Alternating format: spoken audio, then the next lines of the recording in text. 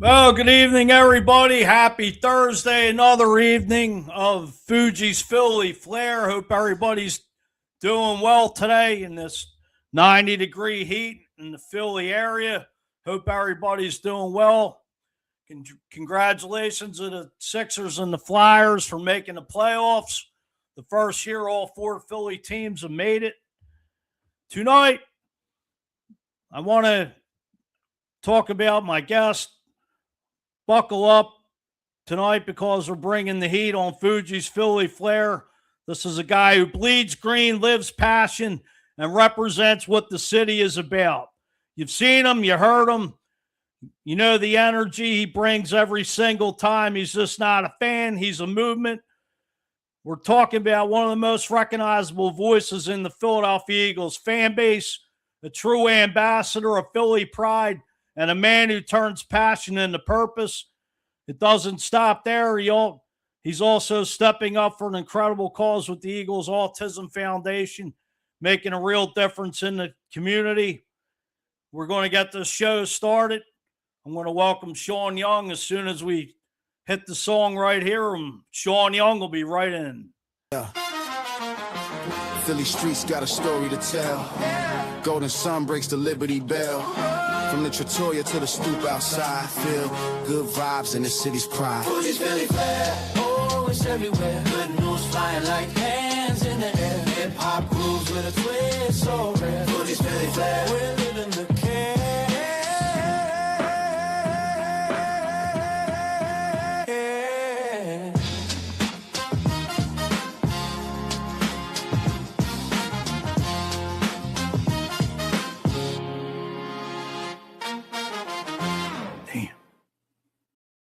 Let's give it up for the one and only Super Eagles super fan, Sean Young. Sean, welcome to Fuji's Philly Flair. How are you 1 week away from the draft? How's it going tonight?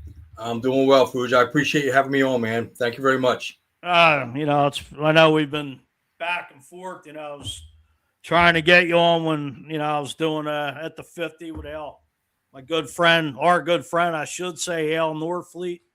Yeah. And, it's, you're 1 week away from the draft.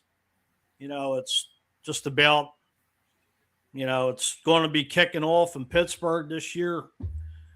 But enough of that. Sean, let's just dive right into it and chop it up.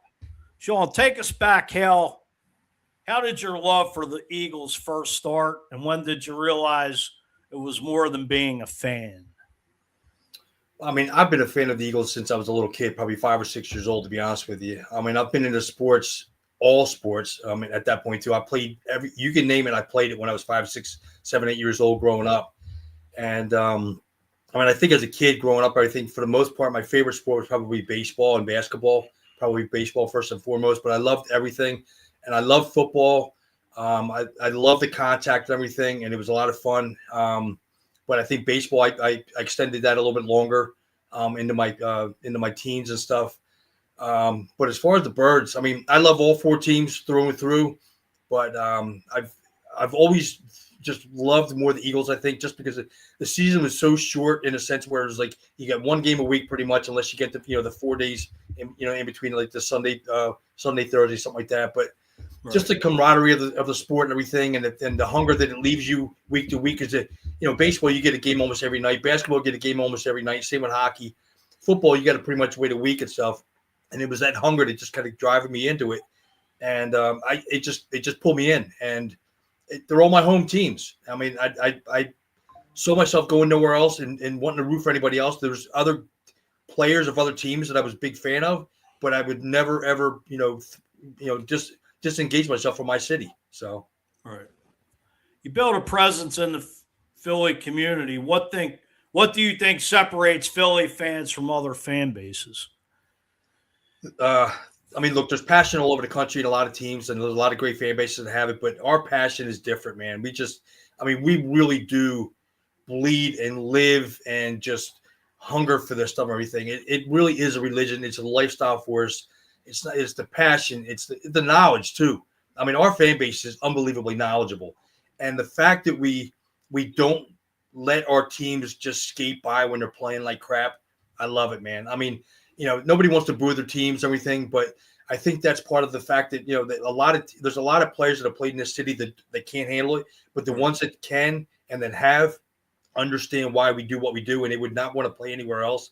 So I think that passion that we have as a city and just the love for our sports, everything, and what it does for us as a city when we're winning, there's nothing like it. There's nothing like Red October. There's nothing like playoff football. There's nothing like playoff hockey in Philadelphia. Nobody does it like we do, man. We're just the Northeast has something different, and we just bring in a different animal to it. There's no question about it. No, you're right. You talk about the Northeast corridor with Philly, Boston, New York, and it just seems like that's where the most passion is.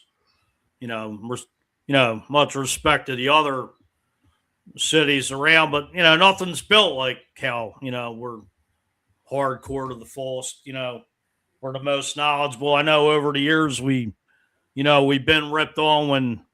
I'm going to go back to after the '94 season when the Eagles fired Richie Kotite and Rich can't coach, right? Yeah, right, exactly. But the Jets hired him.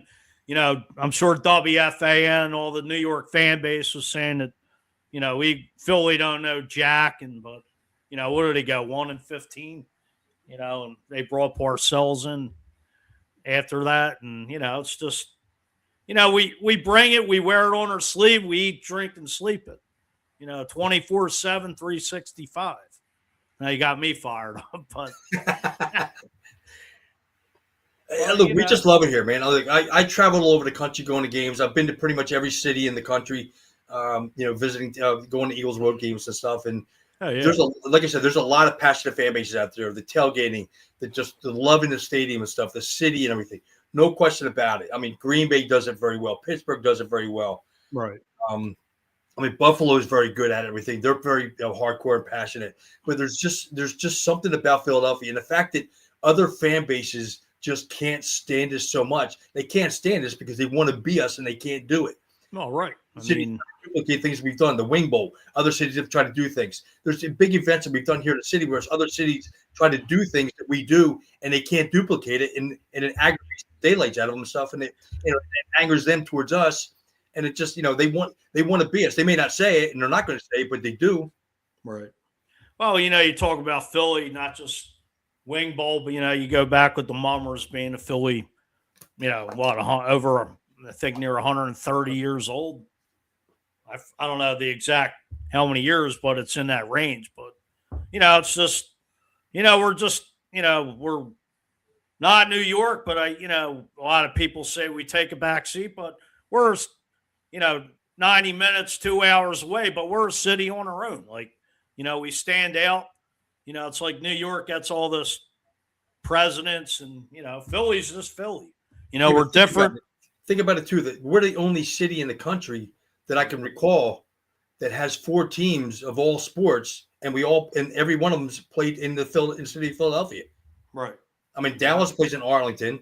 The Giants and Jets play in East Rutherford. It's just like It's so they're named after those cities that don't even play in and stuff like that. So all 4 of our teams are all directly in the city of Philadelphia and literally steps away from one another.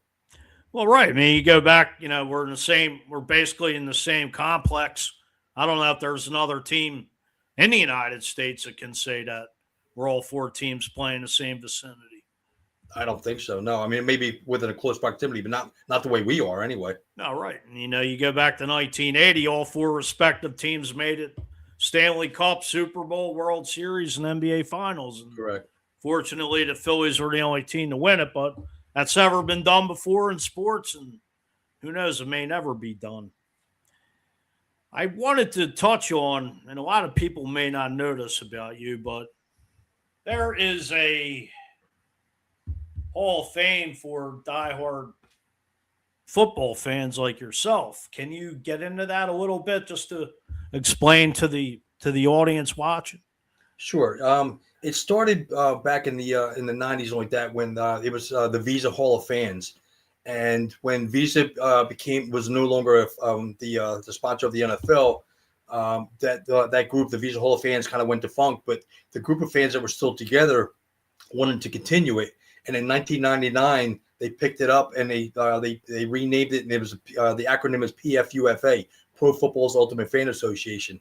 So from 1999 to current day, that's been what's been alive.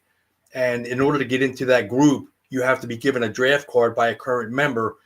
And then through the season, everything, you put out your bio and stuff. And then there's a board of directors in the group that they vote on and everything. And you'll get phone calls and you do phone interviews and so on and so forth. And a lot of us will meet other fans through the season as well. So you don't always just have your small group of fans that want to induct you or anything, but you'll have other fans of other teams and stuff that you may have visited when you go to their stadium that may know who you are and everything, that may give you a little bit of a step up.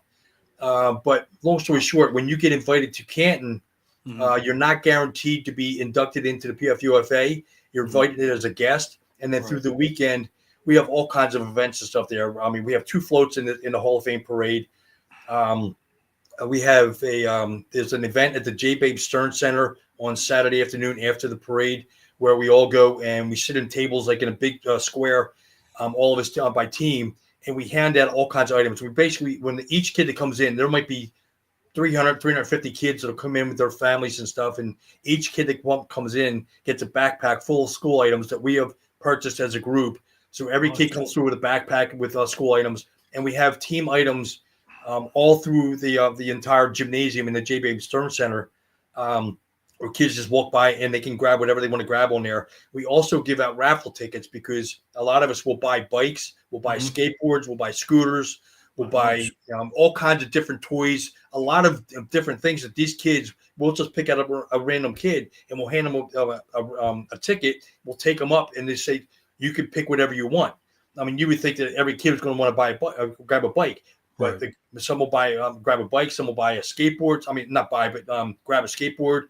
They may grab a stuffed animal or something, whatever it may be there. But this is stuff we purchase as a group. And these families are in Canton, Ohio, are mostly families that are very low, that are less fortunate, that don't have a lot of money, don't have the ability to buy a lot of things. So this gives these families and these kids an opportunity to grab a hold of a lot of things that maybe they want for their birthday or for Christmas that the families can't afford. And this allows these families to spend their money on food, on bills, things that are much more important to the family other than these other things and stuff. And the relationships that we formed with these families year after year is amazing. You see these kids grow up and stuff. The families that come back and see us, they'll come up in tears and hug us and everything, saying, thank you. You have no idea what you did for us, last year and this year. We're so thankful that you're back again and stuff. I mean, this is the kind of stuff we do as a group. And this is fans from like all 32 teams who are at the NFL. We get together. And the hotels that we stay in are in Dover, Ohio. And these hotels allow us to tailgate every single night of the week that we're there from Tuesday through Sunday. And I mean, just basically hang out and party and throw just giant tailgate parties and stuff like that through every time stuff. So it's a lot of fun. That is awesome. I mean, you talk about yourself representing the Eagles. I know it's Marianne Sladinsky. Correct. Ed, I think he just became Eagles fan season ticket holder. Yes, sir. Yes, he did. Very, very great guy. Both of them are great people. But, I mean, I tell you, Ed so deserved it. I mean, he puts so much heart and effort into what he does. It's his tailgates, everything, and through the year raising money for the Eagles youth partner. I mean, Eagles autism and stuff. It's an amazing thing. So I couldn't have been happier for Ed. It's awesome. I don't know how old Ed is. I mean, I know he's an old elderly gentleman. He's 79, 80, I think, maybe. And he's always putting on social media about walking. Like he's walking like 4 or 5 in the morning and doing. Oh, pretty much every day, as long as the weather allows it. Yeah, he's out there. God bless him. I mean, yeah, he's a beast, man. He just goes. He does his thing. I know. He's like putting, the weather and just how many miles he did. And, I take my hat off to him because, you don't see, I'm sure you do, but you don't see, many 79, 80-year-old people doing that at that age. No, it's not. I mean, look, there's people that are my age and half our age, and everything that are not doing it, or they kind of just wake up and do what they do, everything, and don't exercise or whatever. He's just kicking it, man. He's doing his thing, and I'm so blessed to have him as a friend. He's a great guy. I haven't met him, but I mean, like I said, I see him like first thing scrolling, just putting it out there. God bless him. Just good for him. Absolutely. So he wanted to show some slides here of just what you were talking about with the just to show everybody on the show that what it's like when you're out in Canton, Ohio with the fans. Just I know I just found some pictures. He's a Packers fan from Germany. That guy there, Oh, well. great guy. And then I got I don't know if this guy's a lady. Yeah, Christy. She's the president of our group right now. Let's see.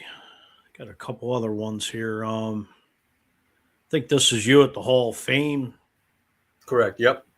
Looks like Reed Blankenship's jersey and Devontae Smith. Yep. Well, now were those jerseys retired? Was that after one of the Super Bowls?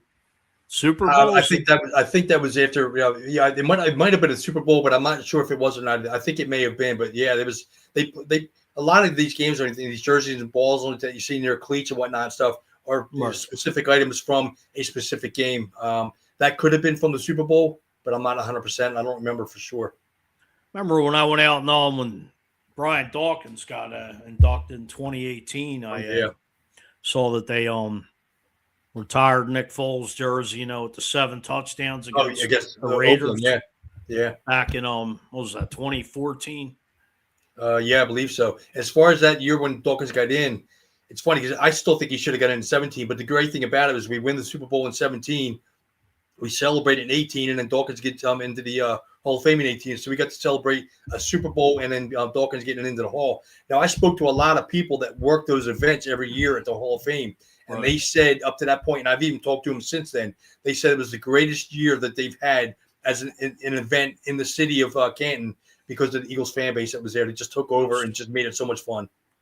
Oh, hey, we travel well, travel the best. And speaking of Brian Dawkins, 20 Super Bowl 52, I'm going to show you this picture of this gentleman who just went into the Hall of Fame last year.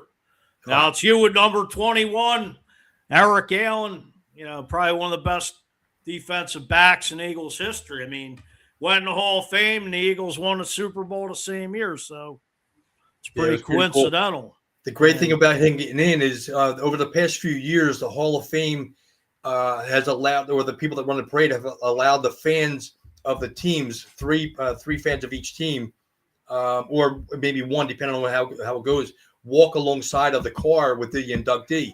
And I was the Eagles fan that was allowed to be amongst our group that voted, said that I would be willing, that they were willing to let me walk alongside the car of Eric Allen when he was going in the Hall of Fame parade and stuff. So, I mean, we're always in the parade, walking with our floats, but this time to be able to walk along the car with Eric Allen was just like, I mean, I'm getting goosebumps just thinking about it. It was so much fun to see he and his family, the smiles in their face and the appreciation that they were getting from the fan bases. All the fans that were there up and down that 2-mile walk at the parade was just awesome. To just see how happy they were, man. It was something, nothing I'll ever forget. Well, it's amazing. It took Eric Allen a long time. I know that too long. Deion Sanders was, pushing for him to get in, and finally he got in, and the Eagles won the Super Bowl. It's coincidental. You got Brian Dawkins, number 20, EA number 21, Super Bowl 52, 59. It worked out perfectly. Yeah, it was just, two great years, man. Like you said, it was just awesome to be able to celebrate both times and everything. And I've been very lucky over these past 3 decades that I've been doing this with this alter ego and everything to be able to meet a lot of these guys and become friendly with a lot of these guys. And there's a lot of guys that have played a few decades ago and stuff that I still keep in touch with. That's awesome. That it's just awesome. And I'm so blessed to be able to form some sort of a friendship or a relationship with a lot of these guys. And I'm very lucky and very blessed and very thankful for it. Just to go way back, I mean, some of the audience may not, they may know names, but, none of us really remembered. Were you fortunate to meet Steve Van Buren or any of those older gentlemen from like 1960, Chuck Bednarik? Bednarik I've met a bunch of times. Tommy McDonald, I have a funny story about him too, but he was phenomenal. PP host I've met. Billy Ray Barnes, a lot of these guys and everything. But the Tommy McDonald, I was walking up. He was at a game. This is back in probably, I don't know, somewhere between 2010 and 2015, I think, something like that. I was walking back from the P lot back towards the K lot, the link, and I'm walking down Patterson Avenue, and I look up in front of me, and I see this gentleman walking towards me in this gold jacket. I'm like, who? And he's all by himself, and it's Tommy McDonald. And we had met a few times before this, and I'm in full gear and everything. And he's walking right towards me, and all of a sudden he looks at me, puts both arms out in the air like this here, and he's like, "Are you ready for some football?" And he starts to slow jog up at me, and he jumps up and he chest bumps me, and he falls down on the ground. I went to grab him, but he hit the ground, not hard, but he just kind of stumbled and hit the ground. And he's laying on the ground looking up at me, and he's like, "Are you ready?" I'm like, "Tommy, are you okay?" And I pick him up, and he's giving me this big pair of hug and stuff, and it was just a trip. And then later that day, before the game, I was on the field. He was on the field. He came up, and he's grabbing a hold of me, and he's telling people, "You should have seen what we just did outside in the parking lot and everything." It was just, this guy was just so much energy. It was unbelievable. I was fortunate to meet him before an Eagles game over at Citizens Bank Park, and he was signing autographs, and just a down-earth gentleman like you, full of energy, energetic, just never stopped. Nah, he never stopped. I mean, I was finally before last season, I was fortunate to see Tommy and me for the first time, and great play. Awesome. Just recommend it. Ray Didinger just did a phenomenal job with that. It's just, what's it, a little over 10 years it's going? Still going? Yeah, probably so. Yeah, Ray did a phenomenal job, man. I tell you, what an outstanding job he did. And all the cast, I mean, the cast is just tremendous. Oh, yeah. And, the guy that plays Tommy, and, it's just, guy does a hell of a job. And, talks about when you look, anybody could YouTube it. When Ray Didinger went into the Hall of Fame, how he was chest bumping everybody. And I think he tried to do some sort of flip, and he had his radio. It was just, just what a hell of a performance. Well, remember, he threw his bust up in the air. Yeah, that's right. And everybody's big like, time. Yeah, right. Talk about putting on a phenomenal show, and just, like you said, chest bumping you, chest bumping everybody. He was too funny. That guy was. That was just an amazing. That must have been thrilling just for Ray Didinger, meeting Tommy McDonald as a young boy in Hershey, Pennsylvania. And Ray's the biggest reason why Tommy's in there. Tommy should have been in there without question. I mean, decades ago himself, right? Just on his play. I mean, obviously that's what got him in. But Ray Didinger just was nonstop, just pushing to get him in there. And thank God it happened. It was just so well overdue. But I'm so thankful that he got in there. Well, right, with all the writers and stuff like that, and so you wanted to show a video, if you could talk about it with I guess is it Channel 6 or ESPN or both? Let me play this. Hey, Sean, what are you working on? Nothing huge. Man, that coffee smells great. It's a latte. Here, let me get that for you. Thanks, Sean. Don't work too hard. All right, we've got the studio over here, dressing room over here, newsroom down the hall, and this is the service elevator. We don't use this. Why not? You really want to know why? Ah!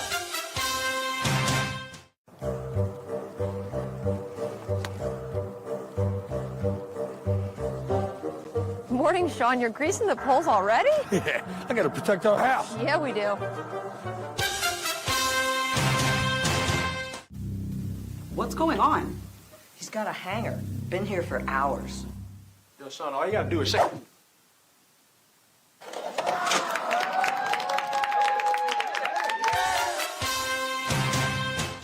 5 minutes to our live shot and I can't get a signal. Have you tried the bonded cellular? Of course I tried bonded cellular. What about the microwave path? Yes.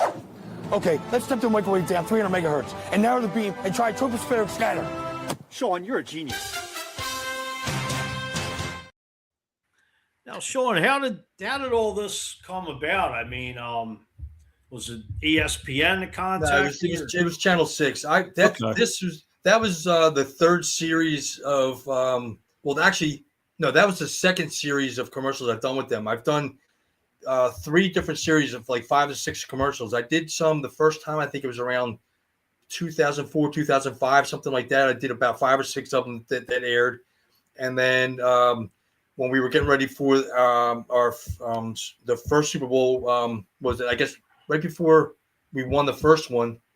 And then just recently that we did another one, everything, and another 5 or 6. So I've done like 3 different sessions of like 5 or 6 different commercials each time with Channel 6. And I mean, it's just been so much fun. What an unbelievable group of people down there. So welcoming, so much fun, so talented. I mean, the writers to put this stuff together, they're using their own cast. It's not like these are actors that they have. These are their own people that are doing this stuff. Now, the young woman that you showed first when I was carrying those boxes, her name is Melissa Guillaume. If that last name rings a bell, if you remember Benson, Robert Guillaume. Robert Guillaume. That was his daughter. Really? Yeah. Yeah, so it was that pretty show. cool. She's an absolute sweetheart, man. But yeah, I mean, these things are just so much fun, man. They've called me over, like for the last 20 years, each time and stuff, and just say, "Look, are you interested in doing it?" So I'm like, as long as I'm able to do it, I'm never going to say no. It's so much fun. I'm so appreciative of it. The people are, like I said, they're just such great, genuinely nice people, and they're fun to be around and everything, and so talented. And it's just been a lot of fun, and I'm very, very lucky to have these opportunities. I mean, when you did those commercials, I mean, was it multiple takes, or you just hit it, or you hit it right on the button? I mean, some of them we hit pretty much right on. There was a couple that we hit like, oh, they loved it right off the bat. But they're like, you know what? Let's do a second. Let's do a third. They wanted to do. They do. Each one of them like multiple takes, multiple times. Everything. Some of them could be 12, could be 15. Some of them could be just 3 or 4. It really depends and stuff. I guess they get a feel of something where it just hits, but they want to make sure that they have exactly. So you might have hit something perfect in one set, but then you do it again, and it's like, all right, well, you know what? The wording in this one was better, so they may kind of piecemeal it together a little bit. So however they do it, and they're magical with it, man. They're just phenomenal. Nice. I wanted to I got Christina waiting here in the green room.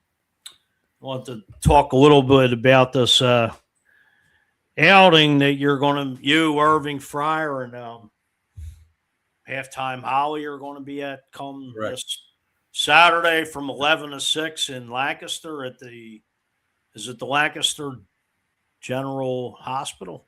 No, you know what? I can't remember the name of the place, to be honest with you. She sent me the info. I don't remember exactly. She'll be able to tell you when she pops on. I can't remember exactly where it's at. It might actually be in Ephrata, but I'm not sure. Yeah, it is. It's out the same area. Well, I'm going to bring Christina in. Christina, how are you?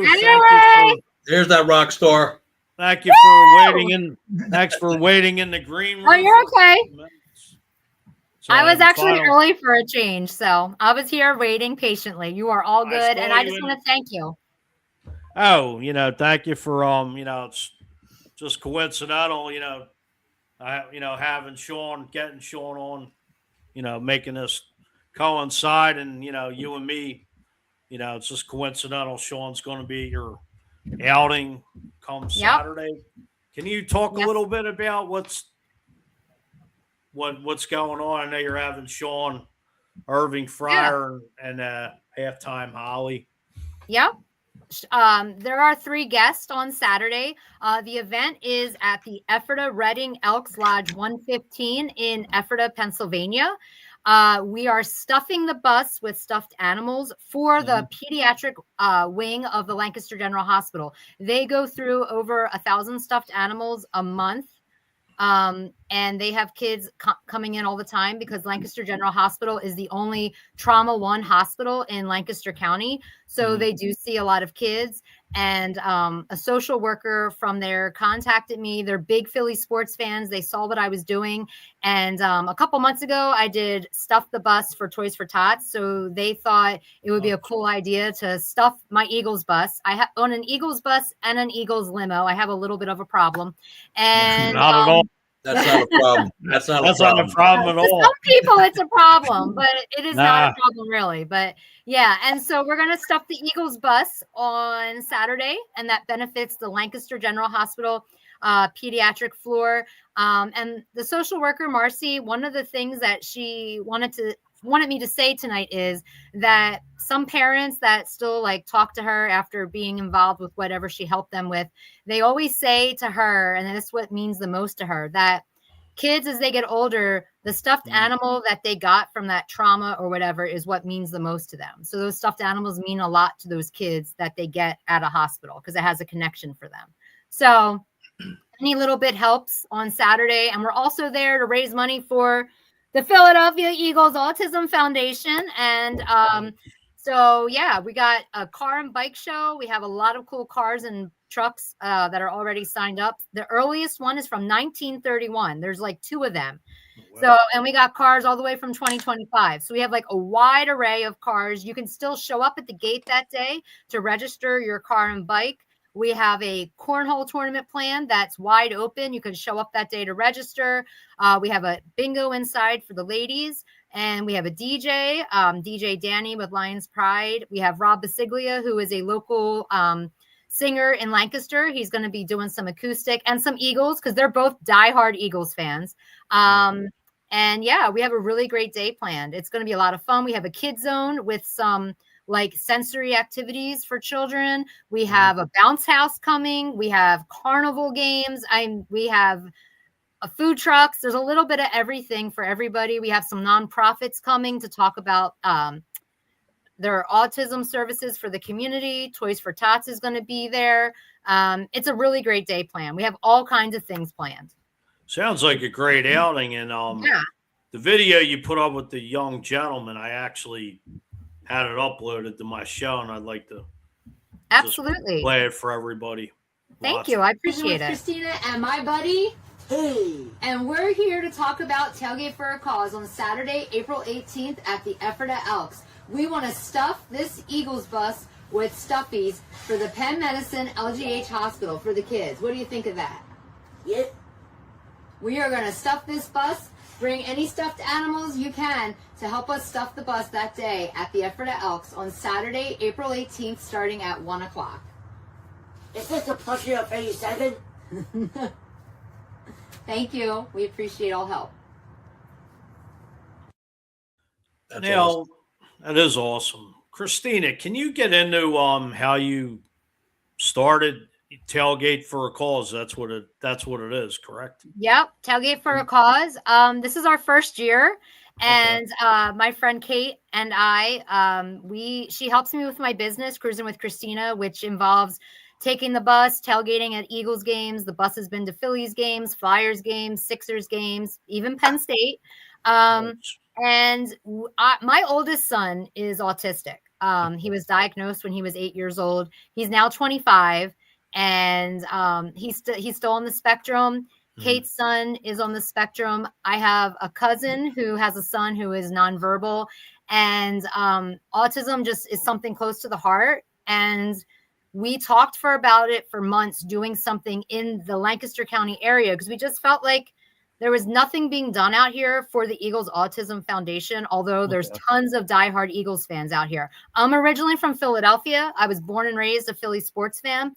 And I just wanted to bring the energy of the 215 to the 717 because not everybody can go down to a tailgate. Not everyone's able to do that. And if you've never tailgated in Philly before, that's an energy beyond anything. And not that we just kind of wanted to recreate something, but as a family event and something for all ages. Wasn't the month of April Autism Awareness? Yep. Month, I believe? Yep. So that's another reason why we picked this month. And the gentleman, the boy in the video, his name is T. And so we are a part of Team T, One Community, One Cause. And he will actually be there on Saturday. Also, I was going to ask you as far as no, I lost my train of thought. That's okay. Now I'm drawing a blank. No, you can continue. I'm just No, it's I had, okay. I had Just to piggyback on the stuffed animal thing, I have a box full of stuffed bears, everything in the back of my Jeep. Aw, I'm thank going to you, bring out as Sean. well too. So that'll be included in the bus as well when I get there on Saturday. Awesome. And Mike, we were talking about the different, like what separates Philadelphia fans from other fan bases and stuff. And we were talking about the passion and the energy. Well, you see it right there in Christina. Just in this little bit of an interview right now, in the first 5 minutes or so like that, you can see what I was talking about. All the energy and the juice and the passion that's coming from her and that and everything and what it means to her. And that's what we're going to bring to this event on Saturday stuff. So you got to love this and everything. I can't wait to be there. And I'm so thankful. And I told her this. I'm so thankful to be invited to this. I try to live life truly where I have zero expectations and all 100% appreciation. So thank you again for having me a part of this, Christina. Thank you for coming. I know effort is not around the corner for everybody, but it's going to be a great day. The Elks is on like 17 acres of land outside. And so everyone's going to be spread out, and it's only like 5 to 7 minutes off of 222 South. So it's not that far away from the Pennsylvania Turnpike. It's not far away from Reading. And honestly, if you live in Philadelphia on a Saturday, you could be there in an hour and 15 minutes. Right. Well, I mean, it's just, a great cause. I mean, then May 9th is the Eagles Autism. Yep. What is it? I'll be there walking. What is it? A bike? You can bike. Walk, run, and a bike ride, yeah. Okay. And with all the players out, I got to get down there. I mean, I've been, I talked to Mary. I haven't talked to Marianne Solensky in a while, Sean, but I'd love to get down there, just raise money for the cause because, it's, the players are so friendly. Jeff Lurie, Howie Roseman, everybody down there. Just, go all out for this great cause. And that's another event right there. When you see the amount of people that are at these events and stuff, that's another reason it separates Philadelphia from everybody else. Not that other cities don't do something maybe similar to this in a way, but I'm telling you, nobody can duplicate what we do here in Philadelphia. You just don't bring the energy and the passion that we have here. You can't duplicate us. You just can't. Well, when you go back to the Eagles, I mean, when Leonard Toews was the owner, I know Jim Murray, I believe, correct me on GM, right? Yes. And the Eagles were the first to open the Ronald McDonald House. That was his thing. That was his baby right there. Right. And you look at it now over the years, the Eagles just raising money for different charities and whatnot. And especially Jeff Lurie wanted to concentrate more, not taking away from any other causes, but he wanted to concentrate on the Eagles' autism. And yeah, but for obvious reasons, this is near and dear to his heart, being his brother is autistic. You know what I mean? So you got look, they donate so much time and so much money. There's so many different things out there that a lot of us don't even know. Like just because it's not heard or seen doesn't mean that they don't do it. This one here is just obviously because it's so monumental and everything. It's just so ginormous that that this is going to overshadow everything else. But they do so much as an organization. Oh yeah. I mean, go, Christina. No, I just wanted to add to kind of what he was saying about autism. Sure. I was just at an event on Friday night for an organization in Lancaster that's actually going to be there on Saturday. And their keynote speaker was saying that the current statistic is 1 in 31 people are diagnosed with autism, whether it's mild, severe, however it fits on the spectrum. Well, that's what the current statistic is. And so I feel like it's such a, like Sean was saying, such a passionate cause because it affects so many people, whether the severity of it is, my son is verbal, my cousin's son is nonverbal. Everybody has a different level on the spectrum, but it still affects families. And I think it's just a awesome community that, to come together and support each other. And that's what Philadelphia, it's the city of brotherly love. Come on, guys. Exactly. Know it. So I mean, the Philadelphia Eagle fan base is, the Philadelphia sport fan base in general, is something special. And I think that, and with the cause being something that affects so many people, I think the two things combined just, it's just, that's the success of it. I mean, as far as besides Saturday, Christina, do you have anything else lined up down maybe over the summer, the beginning of football season? So we are starting to talk about what the next event is going to be, and I feel like I can say that this event that we're doing, since it's our first, I do feel like this will be an annual event. And like I will be there May 8th and May 9th. And I'm also hoping to go down to Chicky and Pete's this upcoming Thursday for the draft party that's benefiting in South Philly location, the Eagles Autism Foundation too. But yeah, I am definitely, my team and me are definitely planning to do some more events. And it doesn't have to be in the 717. I mean, my bus and my limo have come to Philadelphia many, many, many times. And like I said, I still have family and friends there. I'm from Philly, so Philly's always close to my heart. Okay, nice. And how many, besides yourself, how many folks do you have working with you on your tailgate for a cause? Well, that's a funny one. My friend Kate and myself are the co-founder and co-organizer of the event. And then we joined Team T, One Community, One Cause, which was a team that was in the 717. And they, a friend of a friend, they saw our flyer and asked who was doing the event. And I didn't even know that there was another team in the 717. So we met a couple weeks ago and we joined with them. And it's basically four of us, myself, Kate, we were like the co-founders of the event. And now we have Steph and Jen, and the T who was in the video with me is Jen's son. All right. So it means a lot to them. And they're going to be there with the walk. They do a sensory walk, or like, I think it's a 3K walk. They're doing the sensory walk with T, and I'm doing the regular walk.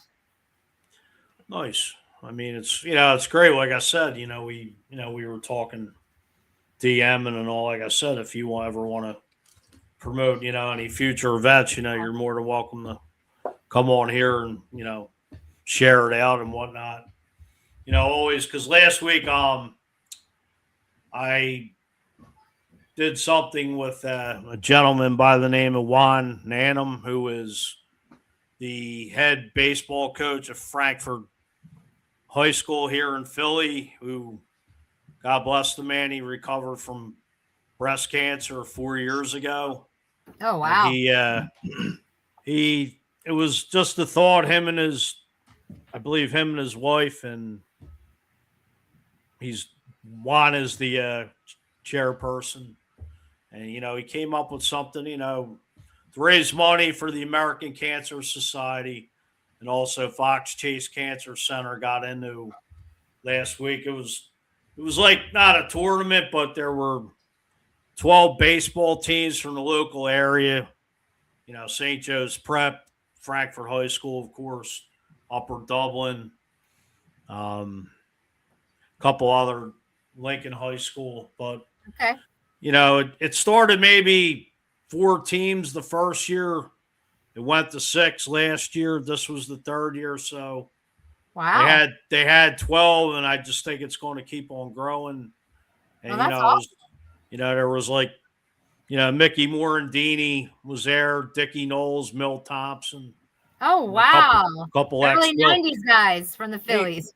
Right. And it took place down at, the Phillies were involved with it. It took place down at the Phillies Youth Urban Field down at FDR Park. So, okay. So like all the proceeds went to,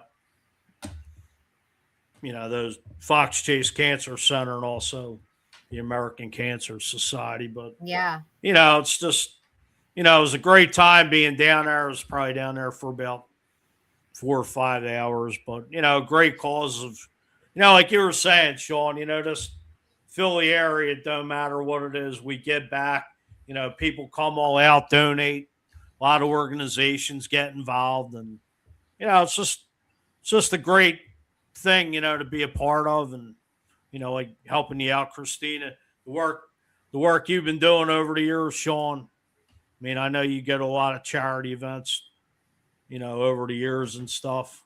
So it's just great to be involved and help anybody out, today, especially on social media. Because years ago, you really couldn't get it out like you can now, like on all these platforms.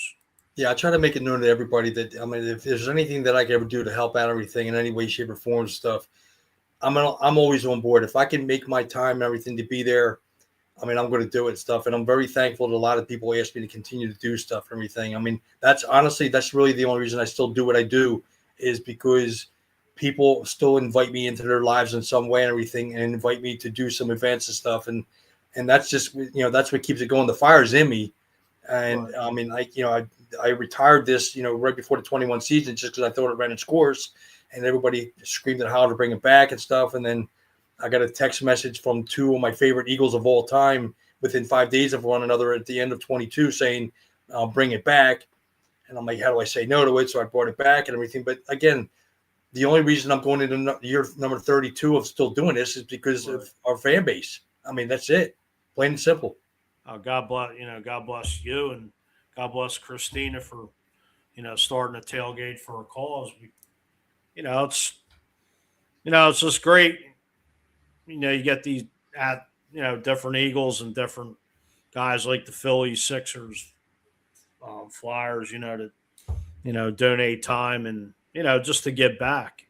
It's just what it's all about. Yeah, it is. And actually did have two questions for both of you diehard Eagle fans. I don't know if you can really compare this question, but Super Bowl 52 or Super Bowl 59? Well, I was at 52. I was in Minnesota for that. So that, I mean, you never get your first one again. Right. And obviously that, that hit hard just because I was there. And I mean, I look like a lot of people. I mean, I had Niagara Falls coming from my eyes, man. I tell you, it was insane, man. And thank God I was smart enough to put my cell phone up and video the final play, so I can keep that for everything, just so that I can see the final play occur and then see the outburst of emotion and the confetti and just the crowd noise, everything. Thank God I did that. But 59 was just like sitting back, and it was just like, man, there was no sweat or anything. There was nothing to sweat. It was just sit back and just sit there and laugh and enjoy the game. And it was, it was just, they ran roughshod. It's crazy. Just to see, Kansas City just, bragging and putting the cart before the horse, talking about a three-peat. And then, Eagles just came out and, took the bullies' lunch money off the plate. Well, you never forget that photo of Jalen walking by down the hallway and everything and looking up and seeing the TVs with all prognosticating, like everything with KC. And he's just kind of like, okay. Right. And he told me he didn't put that in his back pocket and keep that when he went out in the field there. That's why he was so hungry at the end of the game when Sirianni pulled him and all the starters out. And he's like, are you sure? Are you sure? Are we done? Are we done? Are we sure? And exactly. Look at him. We're up by 40 points, but I don't care. Well, you look at the speeches like the team did the night before, and a lot of the guys speaking, and Barkley, Jalen, just the whole team. It was just, I think those guys just had their minds made up, and they knew they were gonna, we're gonna go out here and run roughshod, which they did. Yeah. How about you, Christina? I have to agree with Sean. I think Super Bowl 52 stands out more to me just because I mean, it didn't look too good for us. We never thought we were going to get it, right? We hoped, but and that was magical. When we won the Super Bowl, I mean, I jumped on the bar. I was bartending during the Super Bowl, and I jumped on the bar and danced. And then I think this is a thing. You go outside and bang pots and pans. I did it in 2008 when the Phillies won the World Series. And so I grabbed a metal mixer you do with the martinis and a spoon. And I was the only person because I think the people thought I was crazy, but I had to bring Philly. And then I called my mom and was crying because I was just that happy. And then I called my grandmom and we won the Super Bowl. I mean, that was magical. And the parade, I got to take two of my kids to the parade. We were right at Art Museum. I mean, it was freezing and mud and it was a crazy situation, but I will never forget that. But I won't forget the second Super Bowl. And I mean, that was more enjoyable. I wasn't working. I had the Eagles bus out. We drove around to different parties. And I mean, that was fun and to sit back, but like you were in disbelief. Like, is this really happening? The Eagles are destroying Kansas City. And that parade was awesome. I took 3 vehicles down to that parade. And my bus, my party bus, and rented a 15-passenger van. And that parade, I switched it up and I didn't do the art museum. I wanted the South Philly experience. And that's what I did. Right. I'll say with me, was fortunate to go to both parades, and it was freezing on both days, but oh yeah, who the hell was feeling the cold that day? Yeah. Did you go to the parade, Sean? I did. I was at both of them, yeah. And I got to be honest with you, I think the second parade, there was way more people the second one than there was the first one, which is hard to believe. But it was the depth of people. You know what I mean? It was just like in the first one. Like I remember, I was down at Broad and Hartranft, near the beginning of it and everything, just off of Broad Street, just off of Madison, and looking at the depth of people behind me and around us and side to side, everything, and then down by the bridge, down going towards where Chickies and Peaches and stuff. Yeah. And the traffic that had just literally stopped on the bridge, on the overpass there, and just people. I mean, it was just. I mean, I don't remember seeing that in the first one. It may have been, but I don't think it was to that extent. But I mean, it was just insane, man. It was absolutely unbelievable. Well, the first one I was. Oh, go ahead, Mike. No, go ahead. No, you're right. I was just gonna say to any Philly sports fan out there, if there's ever a parade again for any of them, I highly recommend you go to South Philly if you've never been to South Philly for a parade, because there's a whole energy. I mean, there's an energy at the art museum, but there is something magical about South Philly. People watching it from their windows, and it was just such an awesome vibe. I was up more by Broad and Reed, and it was great. It was just the best time. I can't even describe it. Yeah. Well, first one I was at, I was right in Center City. And then walked up to the art museum when Kelsey did the speech, which was unforgettable. But the second one, I was right at Broad and Packer, and when the buses were going by, Saquon got off. Him or Lane Johnson shook up the champagne. A friend of mine got doused. Everybody right there just got drenched with it. But hey, I mean, it was, unforgettable memories. You take with you the rest of your life, because I mean, how long we waited all these years, especially for a Super Bowl. Well, it's funny you say that, because for decades you hear all these fans from other fans of other teams that they're all local and stuff. We got 5 Super Bowls, we got 4, we got 3, blah blah blah. Right. You guys got none. Yeah, I know, whatever. Then we win one. Oh, you guys now you only have 1. Well, okay, yeah, but you have to win 1 to be before you get 2. Now you only got 2. Well, you're gonna only, and then it's like, well, we have 5 championships. No, they don't count. Well, no, they do count. So you're basically telling me that the NFL history doesn't exist before the first Super Bowl. Then Jim Brown's records don't exist. Steve Van Buren's, all these records don't exist. They exist. Well, then if their records exist, then the championships before that exist. So you can't sit there and disengage the 48, 49, and 60 championships that we won. Just because they're not called Super Bowls doesn't mean they count. Go to the NFL Hall of Fame and you'll see them all in there. Right. I totally agree with you, Sean. That used to tick me off. Before we won any Super Bowl, you guys never won. Yes, we did. We have 3 national championships. Just because they didn't call it the Super Bowl, it doesn't mean, Right. Or world championships, not national. You know what I meant. Right. Well, yeah, 5 championships. Yeah. In the history since 1933. Mm-hmm. And sure, I just have one quick question for you. Now, when you're on, whether it's game day or a charity event or whatever you're doing, how long does it take you to put paint on? Literally from head to toe, 15, 20 minutes. Okay. It's like getting dressed for work anymore, man. I was just curious. Yeah, I mean, I get that question all the time and stuff, and people think it takes me like an hour or more to to get ready and stuff, and literally it takes me, literally put everything. I'm going to say under a half hour, but I think the quickest I've ever had, where I literally put everything on, from the football pants, the jersey like that. Well, the pads and the jersey I usually put on once I get there. Every once in a while, I'll have them on when I'm actually driving to an event, depending on time constraints or whatever. So, I mean, I've actually been pulled over before when I was in full gear, everything, just so the cops can take a photo. Oh, It no. it was kind of funny and stuff. So every once in a while, I'll drive that way too. But literally, I mean, you're like I said, you're talking 32 years now. It's like getting dressed for work. So I mean, literally head to toe, it's well inside a half hour for everything. Nice. No, I was just curious because doesn't it get heavy with the pads on and all that? It really, you know what? It doesn't really, but I think part of it is when people are pounding on the shoulder pads a little bit, everything. But after a long day, especially if it's like I'm a nitwit, I get down at the stadium like between 5 and 6 in the morning, even for an 8 o'clock Monday night game. I have no idea why, because the lot doesn't even open until like 4 o'clock in the afternoon or whatever. So I don't know what I'm doing, but after a day like that, everything. I mean, when I take the shoulder pads off, especially if I'm struggling like that, it feels like I literally just took a body off my back. Like I've been carrying somebody around on my back all day.